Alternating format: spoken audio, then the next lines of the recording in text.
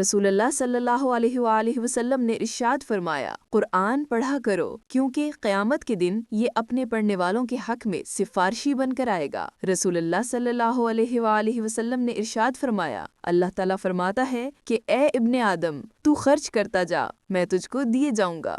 رسول اللہ صلی اللہ علیہ وآلہ وسلم نے ارشاد فرمایا، خیرات کو مت روکو ورنہ تمہارا رزق بھی روک دیا جائے گا۔ رسول اللہ صلی اللہ علیہ وآلہ وسلم نے ارشاد فرمایا، جائیدادیں مت بناؤ ورنہ تم دنیا کی محبت اور رغبت میں مبتلا ہو جاؤ گے۔ رسول اللہ صلی اللہ علیہ وآلہ وسلم نے ارشاد فرمایا، جب آدمی ثواب کی نیت سے اپنے اہل و عیال پر خرچ کرے تو وہ بھی اس کے لیے صدقہ ہے۔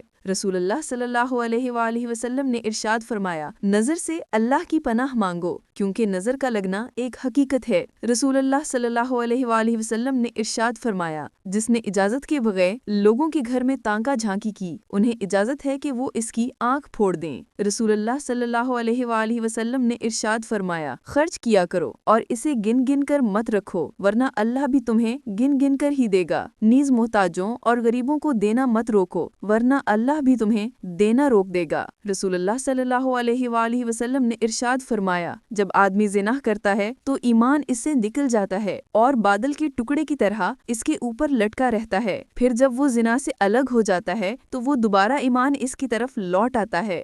رسول اللہ صلی اللہ علیہ وآلہ وسلم نے ارشاد فرمایا، صدقہ گناہوں کو ایسے مٹا دیتا ہے جیسے پانی آگ کو بجھا دیتا ہے۔ رسول اللہ صلی اللہ علیہ وآلہ وسلم نے ارشاد فرمایا، جو شخص قرض لیتا ہے اور اس کا پختہ ارادہ ہوتا ہے کہ اسے واپس نہیں کرے گا، وہ اللہ کو چور بن کر ملے گا۔ اگر آپ کو ویڈیو اچھی لگی ہے تو لائک اور شیئر کریں، ساتھ چینل کو سبسکرائب کریں تاکہ آپ کو نیکسٹ ویڈیوز ملتی رہیں۔ Thank you for watching.